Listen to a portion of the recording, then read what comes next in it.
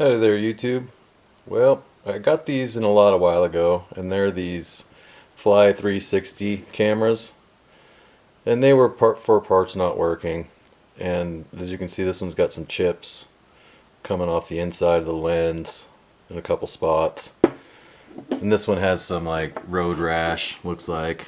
They hit the ground pretty hard. Anyway, I took this thing apart, and if you're going to take one apart, the screws are underneath these stickers right here, as you can see. Anyway, while I was doing that, I figured out this wiring diagram. So there's the QR code, which is indicated here.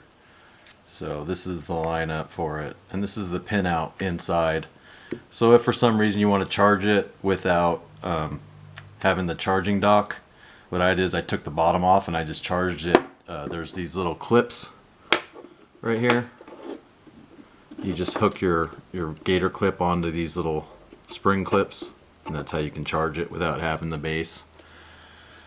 But I was able to get this one to fire up, except for it would hook up to Bluetooth, but it wouldn't hook up to Wi-Fi, and I'm not sure why. And they didn't cost me a lot, so really not that concerned about it. But what I figured I'd do is take this lens off, since really that's the crux of this whole thing. Nothing in here really looks like it's of any value. I mean, these are pretty standard off-the-shelf components that don't really cost that much. You know, that's a $3 battery and a $2 Bluetooth board, maybe a $2.50 Wi-Fi board with a chip thing, even though you can't use the chip reader on these, which is lame.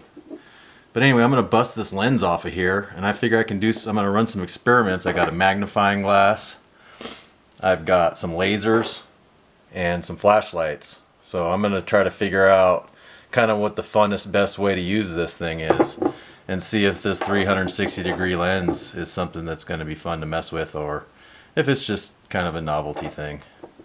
So hold on, and I'll try to unglue this thing somehow. Not really sure how it's attached, but I'll figure it out.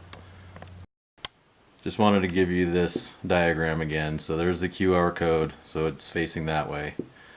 And so there you go, there's your ground, your bat, B-bus, DP, DM, DET. So once again, just giving you a longer view of it because it took me a little while to figure it out. So here we got the top plate off. Be sure to disconnect the wires if you're going to work with this thing at all, because those are the wire leads there. Anyway, looks like it's glued in, maybe some kind of epoxy.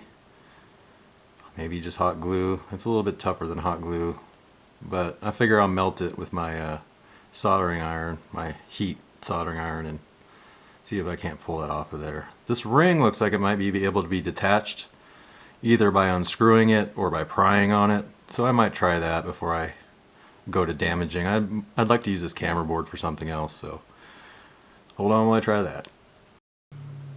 Okay, so what it looks like I ended up doing was breaking it loose, unthreading it from the thing. Looks like it's got a little air filter sheet there, so it's still glued on there. I'll give her another shot, this time with a little more oomph. So this thing with the light pipe still on is just that. It's just like a light pipe. You can see it comes out and it diffuses it from the backside, coming the opposite direction. It diffuses it quite a bit. But something really cool happens when you shine the green laser through it. I'll show you that. Okay, this is a little tricky to do. We'll see if we can get it.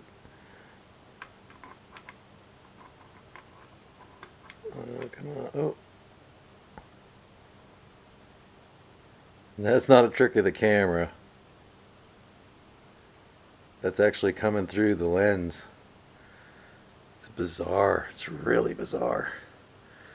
You can see the chips out of the lens being diffracting the laser light. Look at that. How bizarre. I guess somebody with a little bit more knowledge of laser physics would know what's going on, but man, that's weird. Well, anyway, wasn't able to get that light pipe out, but I don't know that that's actually going to help. It looks like it's embedded in epoxy. I tried to melt it and all I did was crack it, so this might be the limit of what I can do with it. Interestingly, we'll switch over to the red laser here.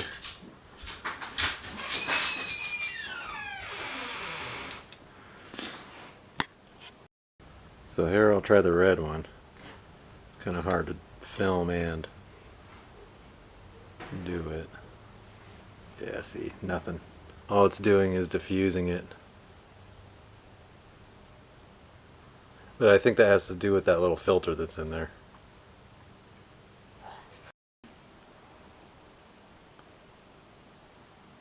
See, it looks a lot more bright on camera than it does in real life.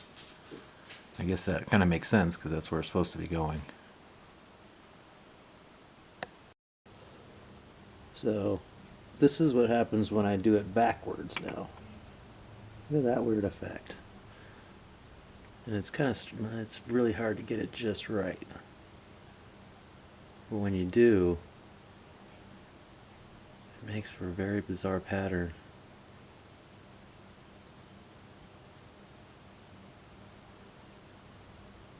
It's kind of interesting.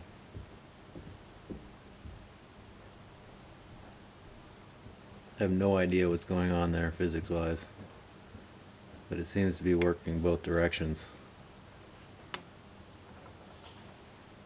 With this side being way more extreme. Woohoo! So weird looking. What is that? Kind of bends around those chips there. Strange.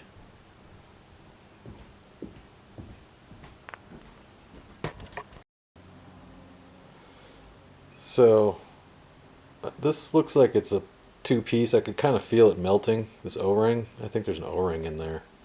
It could be threaded, I'm really not sure. So I might try to throw it on the lathe and either try to turn this part off or try to turn this down. I'm not sure if there's screws or something under there. I looked real close with the flashlight and a magnifying glass, and I put a bunch of variety of different tips down there, but I couldn't feel nothing or see anything, so we'll see. We'll see what happens. I might totally destroy it, but it's already chipped. You can see really bad with that laser shining through it how chipped it is. So we'll see. I want to find out how exactly this thing comes apart. Okay, so now we know something. This is just kind of, I don't know if it's press fit in there or how that goes in there. Cracked it, of course. But this ring is inside. I don't know if it's threaded or pressed. Of course, I turned a bunch of it off. It looks like it might have been threaded, maybe just a couple threads. But I did crack it, trying to get it out of there. But doesn't matter. Don't matter. This can be the lens for my camera again. Just thread that back on there. Boom. That's back together. But now that this is cracked, let's see what we can do with it. Okay, so here it is on the flashlight. So it is definitely diffusing the light, which I guess you'd expect. Let's try it with the laser. Turn you off. I have to kneel on the trigger here. Okay, so that's even kind of more weird.